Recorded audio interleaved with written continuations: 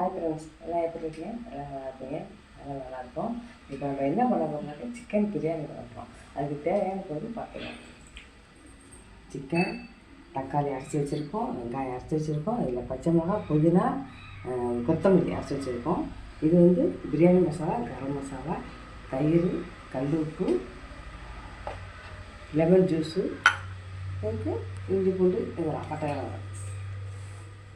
இது வந்து பாஸ்மதி அரிசி. பாஸ்மதி அரிசி செய்யலாம்.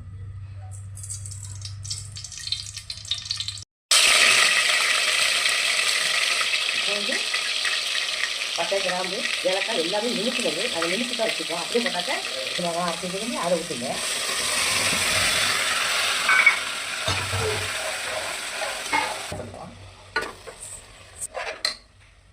இது கூட சேர்த்து கல் உப்பு போட்டுங்க. நல்லா சீக்கிரம் இது தேவையான உப்பு இப்படி போட்டுருங்க. தக்காளி சேர்த்துக்கலாம் அரைச்சிங்க. நீங்கள் சிக்கன் இதுக்கு வந்து தக்காளி, வெங்காயம்லாம் கொஞ்சம் கூட சேர்த்துக்க நல்லாயிருக்கும். மட்டனுக்கு கம்மி பண்ணிங்க. இப்போ வந்து பிரியாணி மசாலாவும் கரம் மசாலாவும் போட்டு ஜீரகப்பொடி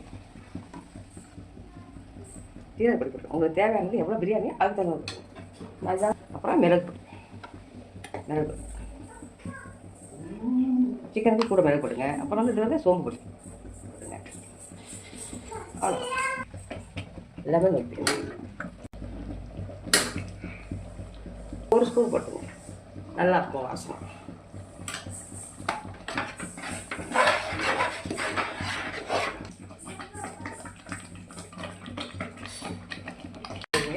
தயிரை ஊற்றிக்கிங்க. அப்போ தான் நல்லா சாஃப்டாக இருக்கும். ஊற்றிங்க.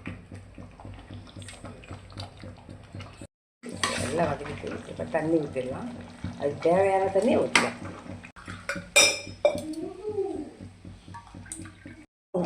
3 அளவுக்கு அரிசி போட்டிருக்கோம். அதில் 6 பொருள் ஊற்றிங்க. அதெல்லாம் கரெக்டாக இருக்கும்.